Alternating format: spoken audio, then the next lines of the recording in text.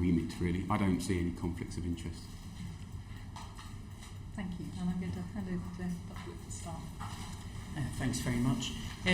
What would you like to see within this childhood obesity strategy with regards to food and drink? Obviously, it's going to have a wide remit, but just specifically from action on food and drink. I think my passion, having worked with the British public and international public for 7 years, and having daily communication, monthly communication with millions of parents out there, clarity, honesty and clarity would be a really good balance.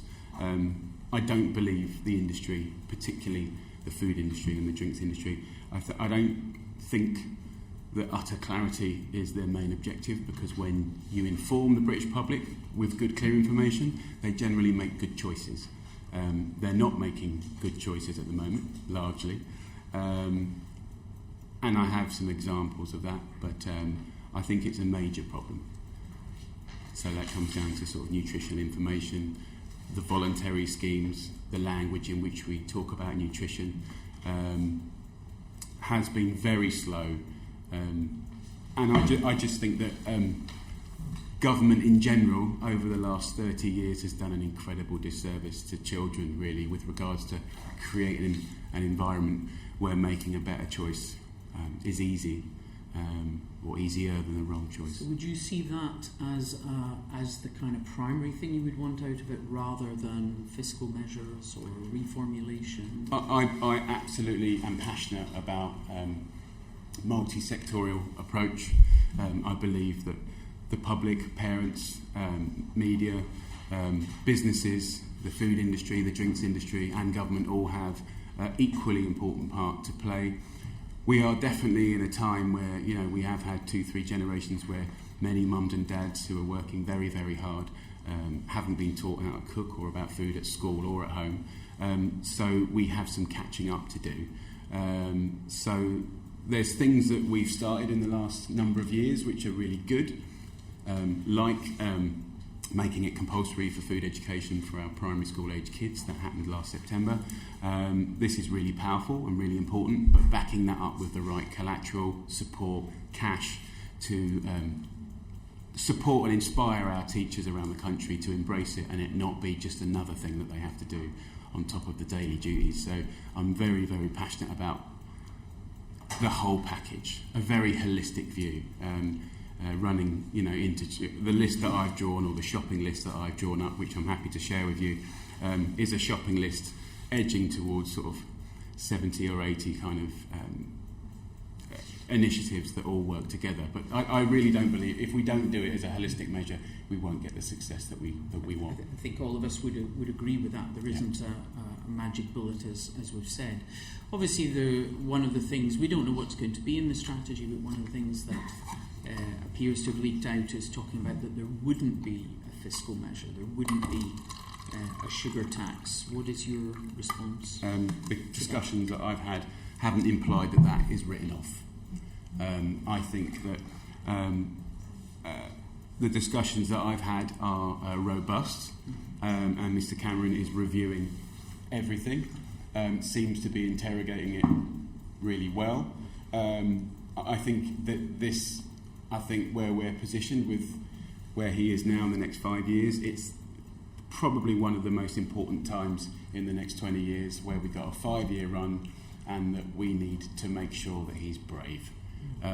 The polls happening around sugary drinks tax in the newspapers, if you look at it holistically, they're favouring it quite strongly. And that's why the data that is being withheld from us is really, really important. I think we need to join up that approach. To leave it until the obesity strategy is published doesn't seem right for the public or for ministers to voice their support or concerns about certain aspects of it. But definitely, I think often I get maybe looked at as being radical. I don't believe anything in the shopping list or my plan or my suggestions is radical. It's very basic.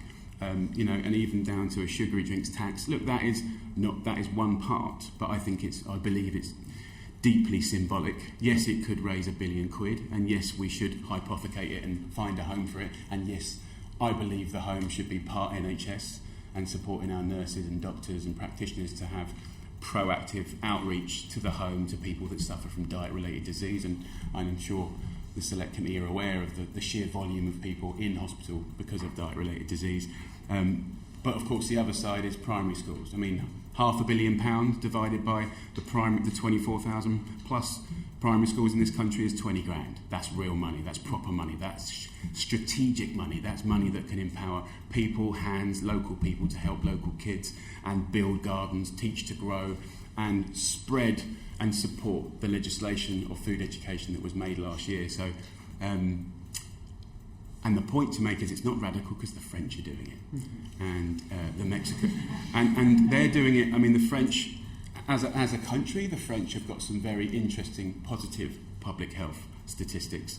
They're being proactive. Why can't we? They're being brave. Why can't we? They're 26 miles over the sea. So I refuse to accept that I'm radical or unrealistic. Would you see the sugar tax, if such a thing was in the strategy, as an end in itself to drive people away from certain drinks, or as a way of getting manufacturers to actually reformulate? I mean, lots of people talk about, it's the calories in the full sugar version, but it's actually the fact it gives you a sweet tooth. So as well as even a Diet Coke, which is full of saccharin and aspartame, you will eat a piece of cake. I totally agree. I think that the French tactic was to tax all, sweetened and unsweetened.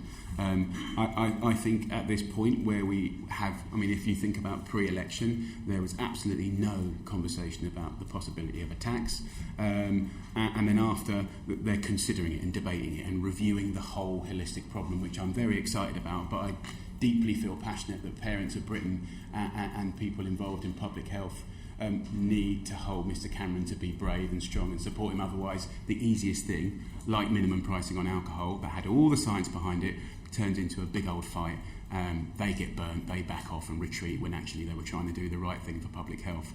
So I feel that the £1 billion is great, but it's, let's be honest, still a tiny amount of money in the size of cash required. I feel it will have drop-off. That statistically, even in my own restaurants where we've done a self-inflicted tax, we're seeing... I was just about to ask you about that. Yeah, well, we're seeing a really unusual drop-off of about 6 to 7% consumption, and then that will go over to free water, which we've offered, and fresh fruit juices, which we're cutting with water and ice, which we believe is we're still sourcing great fruit, but that's how we're doing it and that's the way we're broaching it. So we're seeing a really good transition from one to the other, and we're not seeing any commercial downfall in general spend per head. So I do think it's important. I think at the moment we have like 150 restaurants taking part in the action. It could be double that by the end of the month, but of course what you're going to get is forward-thinking restaurants that put environment or issues at the front of their kind of unique selling point.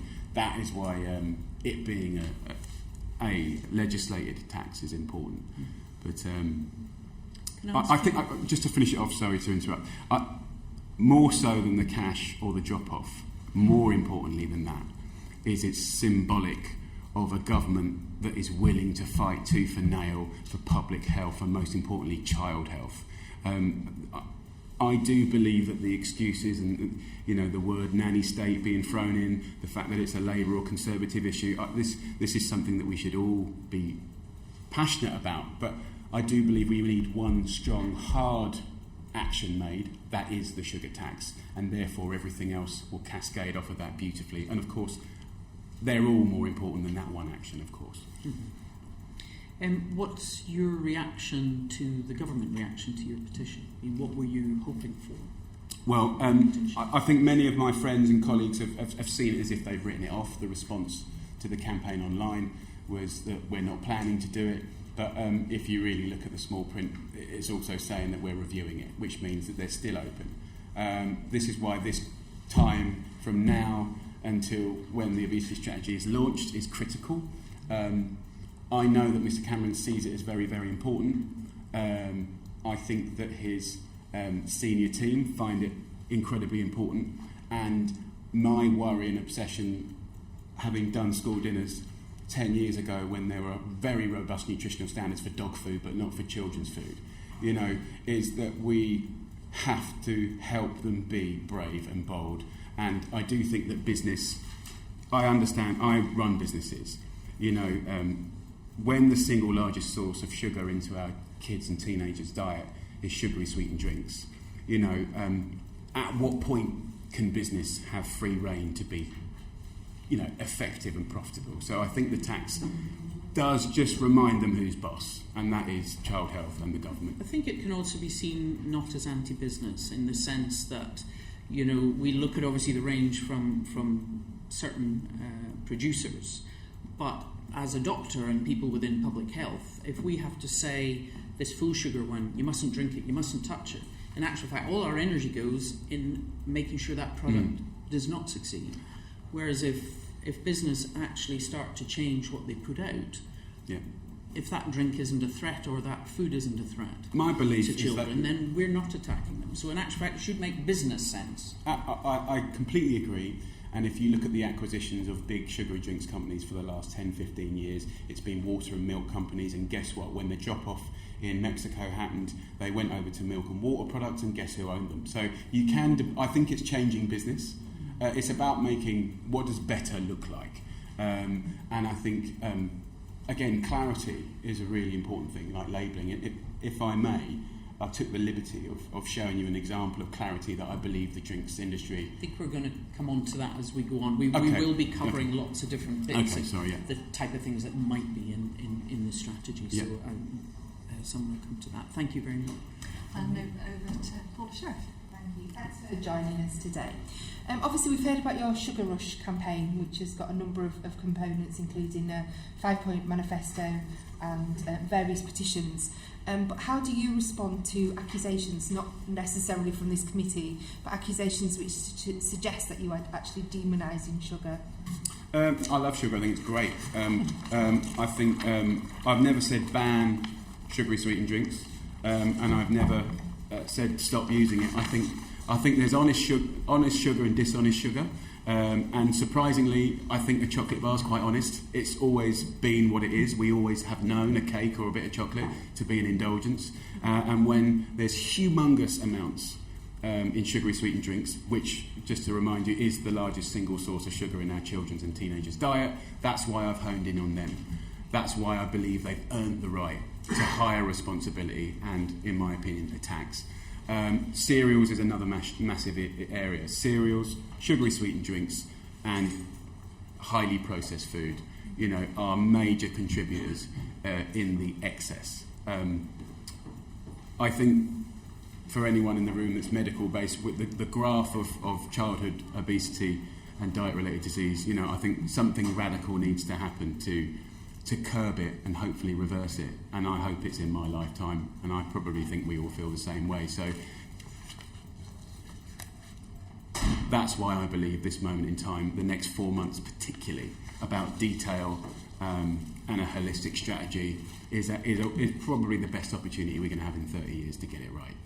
Thank you. I'm sure you'll agree that in order for your campaign to have some credibility, and obviously you being such a public figure, so to speak, that what you do in terms of your own sort of business is very clearly very open scrutiny. And we understand that in your restaurant chain, correct me if this is now incorrect, but your menu provides a calorie and carbohydrate breakdown per dish, but doesn't actually give the level of sugar. And then in food. Yes. We could do that very easy. I think we've been modernising our nutritional information for a long time. I think, in our opinion, we've focused on sugary sweetened drinks because it's the single largest source consumed by the kids. I think our customers come to us about twice a year. Yeah. It's an indulgence. We have about 1/3 of the menu green, 1/3 amber, 1/3 red. From a calorific point of view, I think that's quite forward thinking. That's quite robust. We can definitely put more information out and forward. At the same time, I also sell Coca-Cola, and part of the documentary is about that. So some people say, well, why don't you just ban it? I'm not suggesting a ban in all sugary sweetened drinks. Clearly, I'd be kicked out of Britain very quickly. But I am suggesting a tax which we've self-imposed. And again, I think we've seen a drop-off in our own little world in 46 restaurants. And of course, the benefit is money raised for local schools and drop-off in those sales. So it seems, I'm not sure if it's the action or the conversation that's more powerful. Probably the latter. But both are important. Equally, it was timely this morning that I saw a tweet about your Gatwick outlet, and I think somebody had alluded to the fact that prior, just beside the till, there were some sort of products which one might consider to be quite high in sugar. Is that something that you would be It's not something that I'm aware of. Right. I mean, we tend to make... We're one of the only restaurants in an airport in Europe that bakes their own bread and puts stuff together on site. So they're very busy. There's a whole range of choices. I will find out, but I'm not sure. It could have been a flapjack. I don't know what. We certainly don't sell Haribo's and Coca-Cola. Well, we do sell Coca-Cola, but it wouldn't. That's not a strategy that's in our business. I will review it. Thank you. Thank you very much. Thank you. And come on to James Davis. And you've mounted a strong defence of your idea of sugary drinks being subject to tax, but of course we're taking evidence from those who feel the opposite. So what would you say to those who say that taxation is a step too far, increased taxation I should say? I think doing nothing is inappropriate. I think when you've singled out and prioritised the biggest and most dynamic part of the sugar consumption, which is sugary sweetened drinks, and how rich they are, how robust they are, how they hijacked our Olympics, how they hijack our football games, and the talent that they employ. And as you would have seen over the last week or so, the science that they've invested in to try and allow them to have rhetoric, to have conversations with you, with me. I think... Again, what I'm suggesting is not radical. The French are doing it, the Mexicans are doing it, for different reasons. One's proactive, one's reactive. Yeah. My question is, we should be big and bold, and if we can get the hardest one done, we should at least consider it and interrogate it, but also work out who's running the country. Is it the businesses that are profiting from ill health in our children, in my opinion, or is it us? So I think that's the process that we want to go through. I mean, whether I win or fail, I would like to think that it wasn't a waste of my time, and that the interrogation that everyone has highlighted the conversation about clarity, choice, and clearly we have a problem with the amount of sugary sweetened drinks that our kids are consuming. Mm-hmm. And one of the words that's been used to describe the proposal is that it would be regressive. It would affect those on lower incomes most. Yeah. What would you say to that? I think this is what I gave to Mr. Cameron here. I don't know if I can pass it to you. Probably. Feel free to pass it around. Everything that I've suggested has been focused on this measurement scheme, which I said to Mr. Cameron is the most important brief for the childhood obesity strategy. This bit of information highlights to you that the most vulnerable people in this country are 4 to 11-year-old disadvantaged children. Regressive, I would argue, it's incredibly pioneering. Other countries through the Baltics, through the rest of Europe, to the rest of the world will look and follow. I think everyone looks to Britain as an example. I think it's recalibrating the balance of public health and business, and I think it's profoundly important. I think I think we've seen some success in voluntary schemes, but voluntary in sugar's not working. I do think it's a profoundly important moment in time. And I think I've heard arguments about employment. Most of these businesses don't employ the volumes of people that their argument leads you to believe. So if you saw the advertisement following Sugar Rush, which was 3 adverts in every paper in the country following the show, one of the pages is "We support British jobs, 4,000 employees."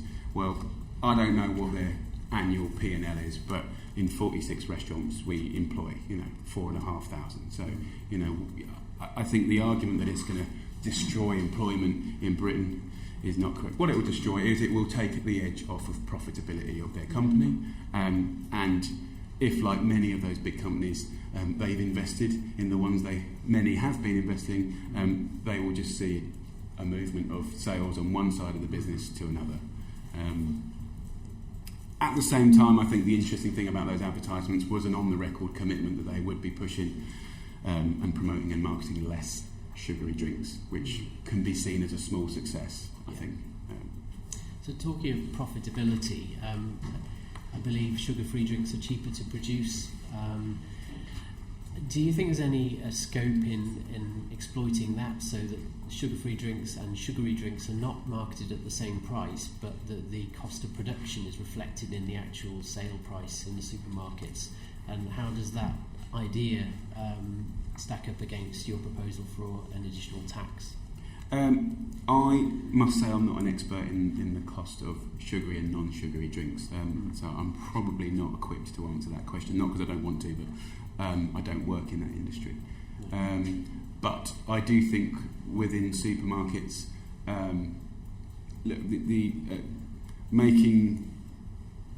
making it easier to make the right choice has to be a civic and business.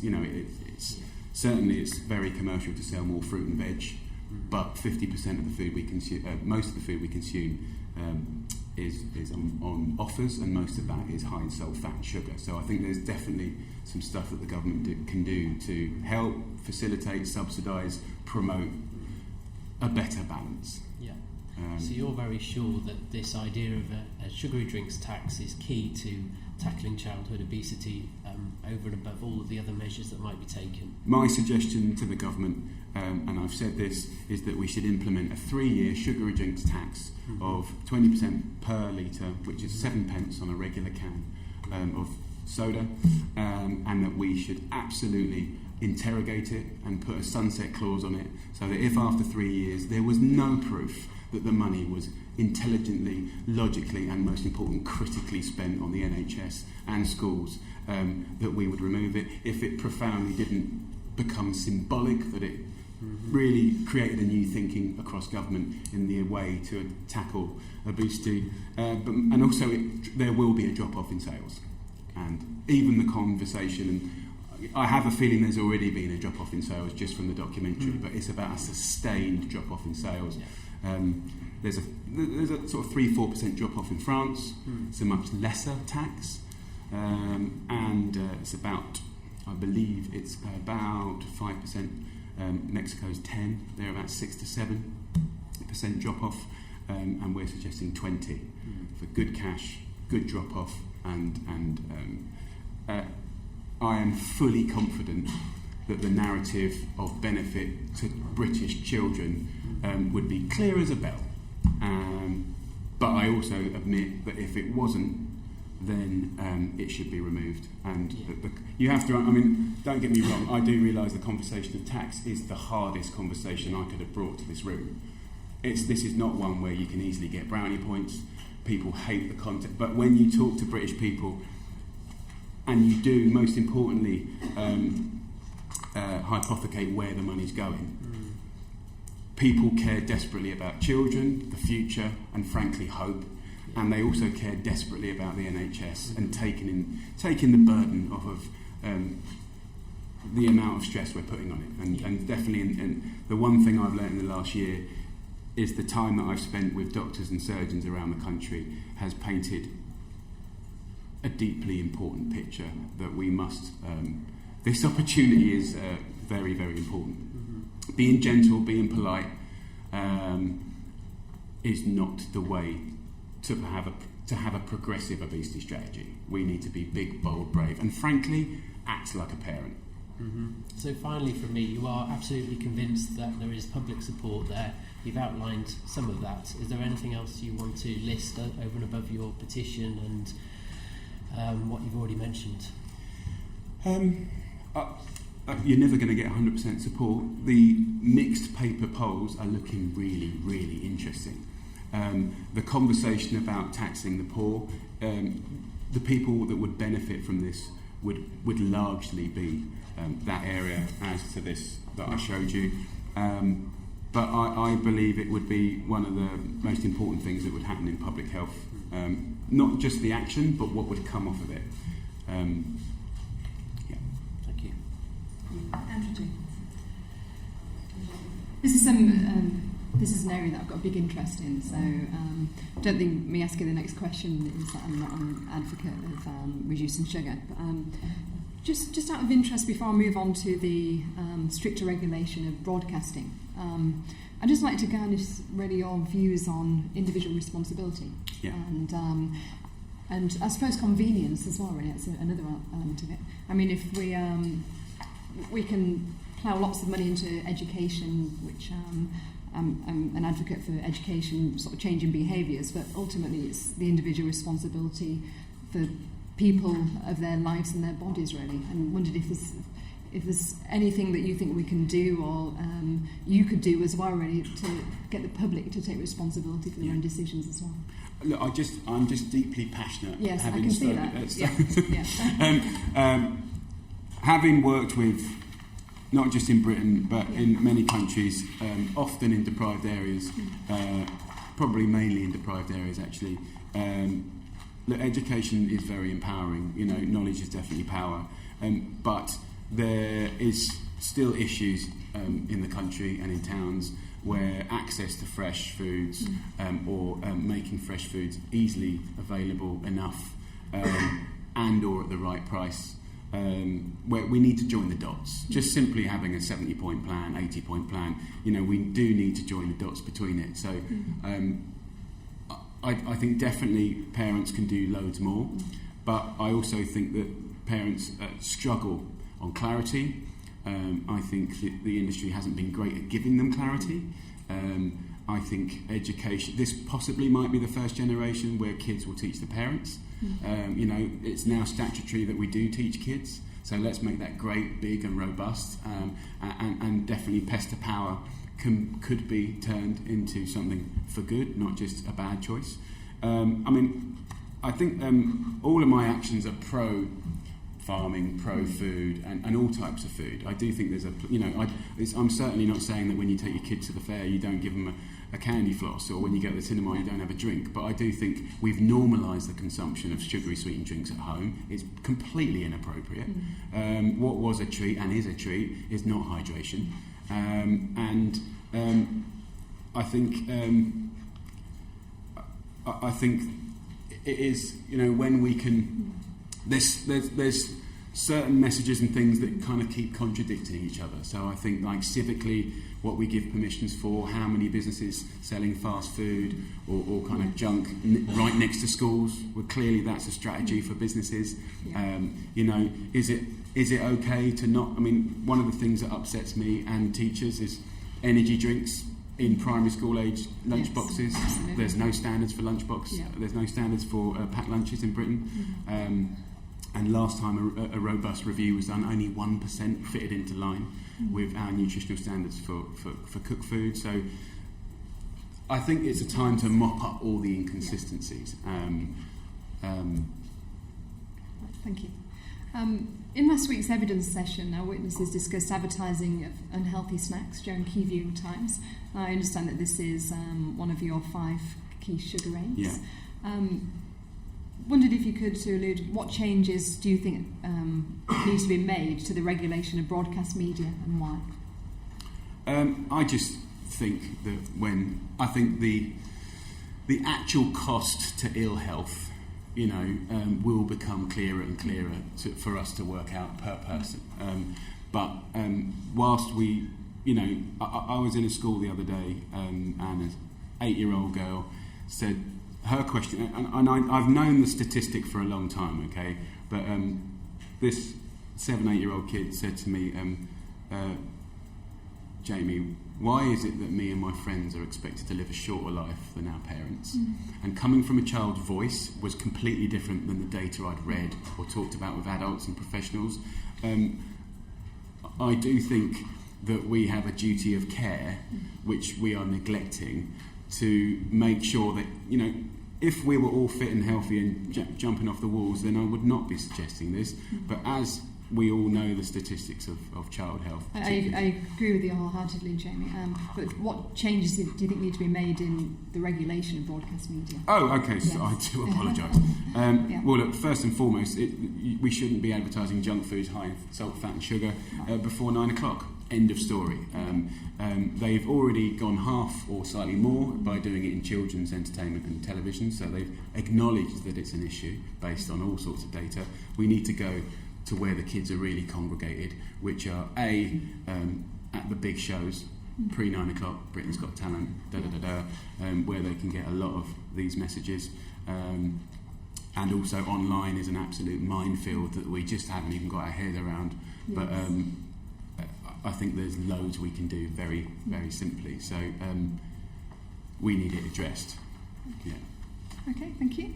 Can you give some examples of the advertising and marketing that currently slips through the gap? I mean, you've mentioned online. Is there any others that slips through? Well, online, I can't remember the brand, but I mean, what's amazing is a lot of free gaming, which is kind of like absorbed, used for a few months, and then they go on to the next one. A lot of the patterns of sort of 5 to 12-year-olds mowing through different free gaming is all branded by junk food or sugary drinks companies or sweet companies. Now, that could sound innocent enough, but I think it's in the circumstances, it's just so incredibly potent, probably more potent than traditional TV broadcast. So I think that online is a bigger problem than TV, in my opinion. And it's not really being policed, if at all, efficiently at the moment. Therefore, it's kind of open territory. And I think the TV one pretty much speaks for itself. You can watch Britain's Got Talent, and there'll be, you know, up to 13 advertisements for unhealthy foods within that time. So yeah, I think it's under the circumstances, it's inappropriate. Well, thank you very much. Thank you. Thank you. Thank you, and thank you very much for coming to speak to us this Pleasure. afternoon. In your sugar manifesto, one of the things that you proposed, as I understand it, is showing sugar content in teaspoons on the front of packs for all sugary drinks. Could you just talk a bit about your thinking in making that proposal, if there's any precedent? Yeah, coming from a dyslexic kid, I think language and communication is an interesting debate, okay? Having studied nutrition in the last year and a half and really focused on it, there's an academic approach to clarity, and you probably know the backstory of the last 10 years, traffic lights, GDIs, colour-coded, voluntary. It's been an absolute mess. We're getting there. Most people are complying. Actually, the industry want legislation now, so there's a fair playing field for sure.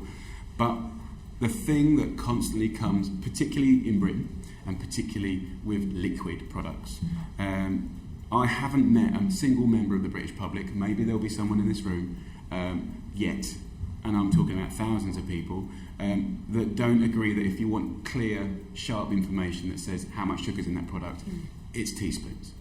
The industry, of course, hate it, but I think it's because it's profoundly for me, it paints the clearest picture that clarity is something that they don't wish us to have. I took the liberty of bodging some stuff, and I ain't no pro and I ain't no branding expert, but I think I would love to share it with you, because I think the simplicity and the metaphor of what I'm suggesting is, you know, when I hold that up, at a snap glance, you know, please feel free to pass it around. I'm talking about empowering parents that are busy, and I've just stuck this on, but I believe Britain should have this, and I'm massively passionate that British people, if given clear information, make good choices. A lot. Not all the time, but a lot. And I think the ill health that we're suffering from is just a general feralness of clarity and wanting to help British parents. All I've done is stick a little sticker on a thing Every single one of you will have a very immediate opinion, and I'm going to guess that most of you are with me, because I don't think that I'm a rocket scientist. If you want something that gives you good, clear information at half a second, that is the only way to do it in sugary sweetened drinks. Is it helpful to just explain that what you've done on here? Well, I don't know if you've passed it around. All I've done is work out how many teaspoons, ounces, grams, GDAs. If you can hold that bottle up, Helen. So actually, the amounts on that, when you do snap view, so if you look at that, Helen, when you look at the percentages per day, right? I'm trained in nutrition and I have to double take it 3 times before I can express it to you, just to double check I'm not talking rubbish. But that's a double portion. So that's for 250 meals. That's 500 meals. That's what British kids are taking to school every day, and they ain't just having one, okay? So if you're talking about mums and dads empowering good, clear, sharp information, the reason the industry don't want you to have that is because the impact is visceral, right? I'm not saying you ain't going to buy it. What I will say is you probably won't rattle out 3 or 4 a day. And I am deeply passionate. So science and other people that specialise in the language of quantification will tell me that that ain't right. When I talk to the general public at large, I haven't met someone that doesn't want that information now. So if that was on every pack in the country, you wouldn't need a tax. So you wouldn't. Can I just say, I went to a health and wellbeing fair in my constituency last Friday, and this was what they were giving out. May I have a look? Of course. And this was, yeah. Just for the benefit of the transcript, I want to look at that for those who are following this on Hansard. Just to say that we've been shown a 500ml bottle of a sweetened drink, and it's very clear on the front that says it contains 11 teaspoons of sugar in a 500ml bottle. Thank you. How much was in your one? 14 in another. So it's just a very easy way for anyone looking at it to see how much sugar is in it. Where's the bottle? And perhaps someone in the audience could tweet a picture of it for us. 13 in the right beaner. Thank you. I think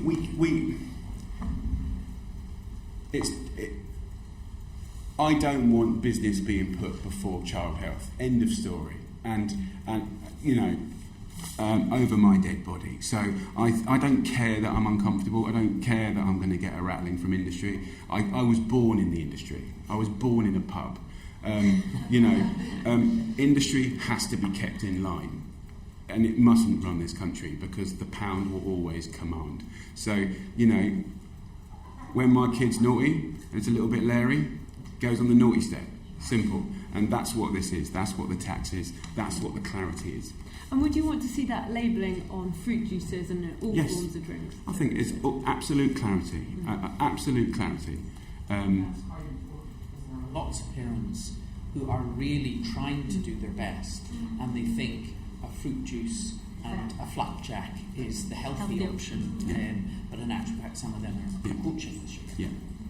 So what about then, have you thought about extending that to foods, or are you only proposing the teaspoon label Well, for drinks? what I am proposing is that we should have a robust approach that evolves logically with public health. And once child health finds itself at the heart of British politics, then we've got a chance of evolving it to the place which is logical to where we're at right now. At the moment, we're well off skew, and we're not representing. I would review anything, but I think at the moment, as I've said before, as sugary sweetened drinks are the single largest source of sugar for our children and teenagers, they have singled themselves out by success, and with success comes great responsibility. Do you think there's a risk that people would just switch, the kids will just switch from consuming sugar in sugary drinks then to having the healthier drink with the sugar in some other? I think whatever happens will be better. And whatever we can do to get away from where we are now is a good thing. I think when you look at this graph, when you look at the consumption rates of primary school age kids and how it increases with teenage kids, look, I think a healthy relationship with food isn't getting it right all the time. I'm not talking about banning these things. I'm talking about not creating an environment nationally, civically, politically, morally, that gets us a little bit more balanced. At the moment, Britain's like this, and it ain't looking pretty.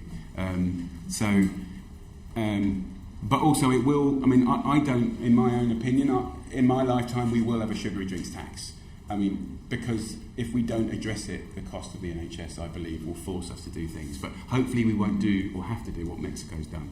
Hopefully we'll be a bit more like France. And do you think we should have that labelling and also the traffic lights, and how do you put them together? Because you can't have one without the other, because the traffic light system is more robust, it has got more data, and definitely colour coding should not be voluntary. So most people are doing it now, but therefore industry's saying make it law, because most of us are doing it and there's a few people sort of mucking about on the periphery that isn't.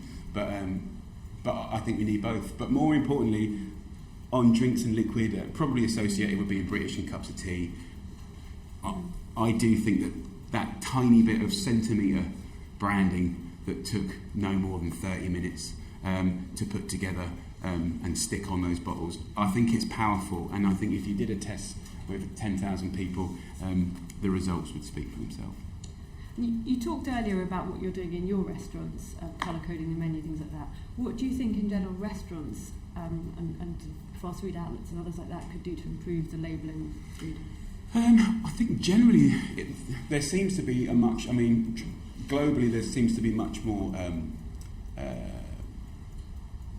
it seems like we're being pushed in the way that if you've got a certain amount of outlets, you need to give more clarity and more information, certainly making that relevant to different someone going into a Burger King or a garage or a posh restaurant, so I think making sure the information is there and available, absolutely. Obviously some restaurants change menus every day, so producing that data would be unrealistic or unaffordable in an industry that's fairly challenging anyway, but definitely we can all do better.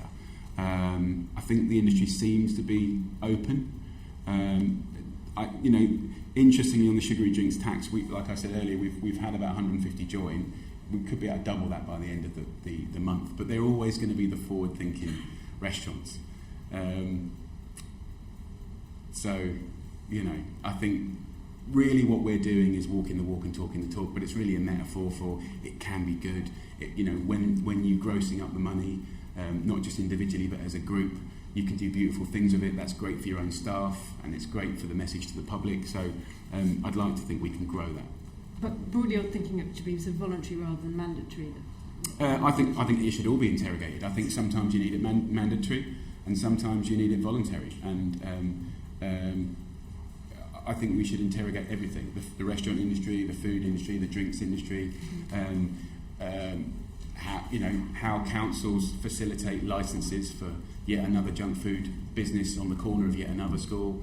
I think if we really go galactic and see the world through children's eyes, whether it's branding, advertising, access, access to the right stuff and access to the right education needs to be a priority, and making the other stuff harder needs to also be a priority. So I'm kind of suggesting both at once.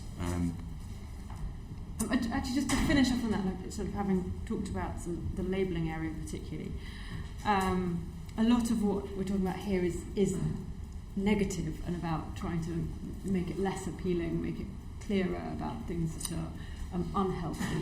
Do you think there's sort of the balance is right there with making it easier and helping positive choices? I don't know if it's about negative, because just to be on the record, these drinks and beverages they're kind of designed to give you delicious sort of feel on the mouth and this, that and the other, and some people like them, lots of people do, some people don't, but I'm not saying ban them. I think it's about clarity, really.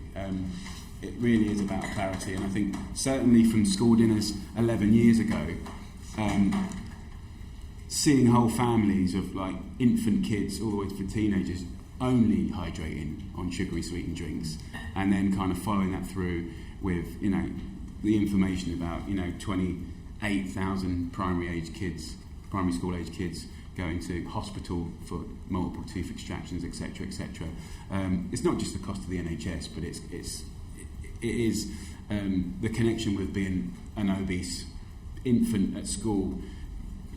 You know, it does track with kind of attainment, results, confidence, friendships, bullying. So I do think it's a general knocking of the halo of being a British kid that we're talking about here. We want to put that halo back. We want them to be a bit more bulletproof and exciting. You know what I mean? So I think I don't.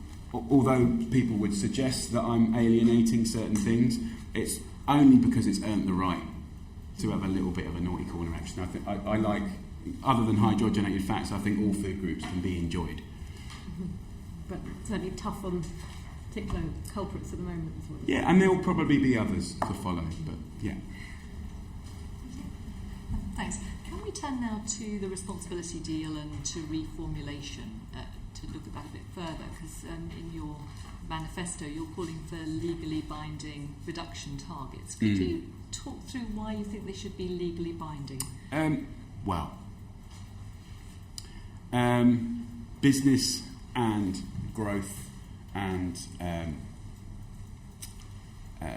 cash profits is a very powerful master, and you're going to have robust companies that are big, that will sign up to doing the best, and they'll probably empower a bunch of people to do and work on great things. I think when it becomes an unfair playing field where there's some doing good and some not, it just compromises the intention of the whole thing. I think it worked better on salt, but it's more complex with sugar. I mean, I'm not a huge expert. I mean, I noticed that Tam Fry is behind me, who is a massive expert, but for sure the responsibility deal isn't working, and many people in industry are asking for it to be legislated against because it's not clear and it's not a balanced, fair playing field. So I think reformulation is also another powerful weapon, but it has to be done across the board. Yes, we heard that from retailers last week, that some would like it to be across the board because of that level playing field issue. But it was also put to us last week that it was successful in salt reduction. I mean, do you Yes. agree that it has been successful having a voluntary I think salt? that salt was a very interesting and I think fair to say successful. I'm only looking at him because I know he knows 10 times more than I do, if not more. Salt was a massive success. And it's still work in progress for sure, but sugar obviously doesn't just sweeten, it has a kind of a chemistry element to the texture and sort of makeup of dishes, so it is slightly more complex, less so than more so than salt, but that shouldn't be a reason for not putting pressure and having structure and making it fair. And how quickly do you think that you would like to see that mandated as having a legally binding reduction? As soon as possible. It's to have the obesity strategy with child health at the centre, and to not acknowledge that it's not working as it stands, and it needs to be more secure, more robust, and have at least a vision for what does good look like. And clarity to all people in the industry, I think would be completely inappropriate. What I meant was, how do you see it as being a stepwise process on an annual basis that those reductions are set in place? I think that would be the fairest. I think there's a bit of science to be done and lots to be learnt. I think the industry's working very hard to sort of look at that. At the same time, there's levels and quantities. I mean, I don't know about you guys, but if that Ribena was reduced from 13 teaspoons to every month, or every I don't know how they do it in batches, but I think you could look at a weaning process that would be more than acceptable without compromising any sort of shelf life or structures and this, that and the other. But for them to do it and not the others would be unfair. So I'm not an expert in it, but I think I see complete sense, and I do think that I think that I would like to think that in the next 10 years there will be credibility in points in having lower sugar, based on having more clarity and knowing what's in it, so that they will be incentivised by more sales and more cash to do the right thing. So in some respects that's quite powerful, but I think having, you know, if we say 5 years is short term, well, it is short term actually. I think at least you get us doing better. And I think the trouble for many people who care about this is that the fatigue of nothing happening. The fatigue of nothing happening is too painful, you know, for the people that are invested in this, been doing it for 10, 20, 30 years, you know, watching more ministers come by like ships that pass in the night. It's very painful. So this being the stuff we've talked painful about... for them too, I think. Yeah, I think the stuff we've talked about today, and the incredibly important work that Mr Cameron's going to put into this obesity strategy, you know, I think it needs to be cross-party. Yes. You know, and we need to believe that it's got some sustainable structures that have child health at the heart of it. Because one of the points that comes out from passing these bottles around is that they all start from a different baseline. So one may be having 13, another 11 within that. Would you like to see that compulsory step down, if you like, setting bands that apply to all drinks, or would you see it for a particular brand that it's a percentage reduction for each brand because they start from different points? I think you can look at, I mean, I don't want to give you sort of, I love to talk to you about what I'm an authority on. I'm aware of these issues a lot, but I wouldn't say I'm an expert in it. I mean, I do think that having a clear strategy for weaning per volume seems like a sensible thing to do. People in the matrix of the making of this and the business of this and interrogating the health of this may have lots of nuance that they feel is even more important that I can't give you. But I mean, I think it's when you talk to the things that bother me is when you talk to primary school teachers who coming from a boy that didn't do so well at school, I've never been more passionate than teachers than right now. And when they open up, like, I mean, the biggest enemy of school lunches is packed lunches. And sadly, they're, you know, many parents may well be righteous about what's in it. 1% on the last robust look at them fell into line of the nutritional standards. And what teachers pull out of packed lunches is phenomenal. I mean, that in primary schools is inappropriate. And when I did a summit with 800 businesswomen in Australia, and I said, look, there's way too many of these energy drinks in primary school kids' lunchboxes. What's the right age for a child to have a caffeine, sugar-based product? And I am not a scientist, I don't know, but I do think that the primary school age is definitely safe. I mean, where does it, you know, there's nothing on the front here that tells me that this, and you might think, well, who on earth gives that to kids? Well, when little Johnny's been told that he's tired all the time, probably because the diet's not right as well, guess what? He gets an energy drink. And yes, there's blame that you can put on parents, but I think we've already tracked some of the lack of clarity for people that maybe weren't taught how to cook or fed right even when they were kids.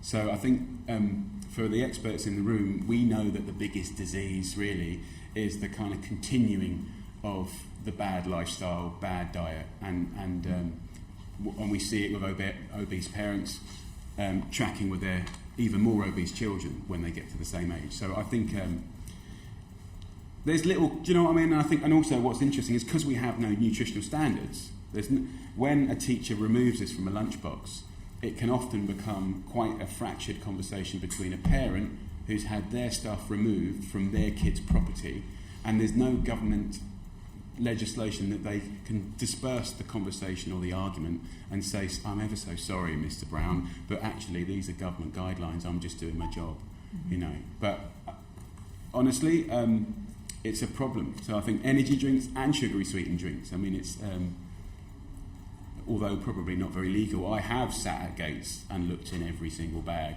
of every single kid, and because I want to know, and there's a lot. More than anything, why is it right that someone that works in a corner shop or a supermarket sells this to a kid? and at what age. And I am referring to similar structures like alcohol, cigarettes. You know, how old are you? Got some ID? You know, if Johnny, who's 9, walks into the local corner shop and wants one of these, you know, we've got to get medieval on this stuff, and we can't take any more. We can't. And I think it's the little stupid things that upset me the most. You know, when we're getting it wrong on so many counts, you know, it gives me hope that we actually can make radical change quite quickly in the next 10 years. I truly believe that. I think if Mr Cameron does his job right in January, and if we collectively support him to be as brave as he knows he should be, and we've got a chance of changing the statistics that we've been upset by from the last 20 years, and we will see positive change in the next 10 years. I truly believe that. Thank you. I think it's a very positive note to end on. Thank you very much Thank for coming today. Thank you very much.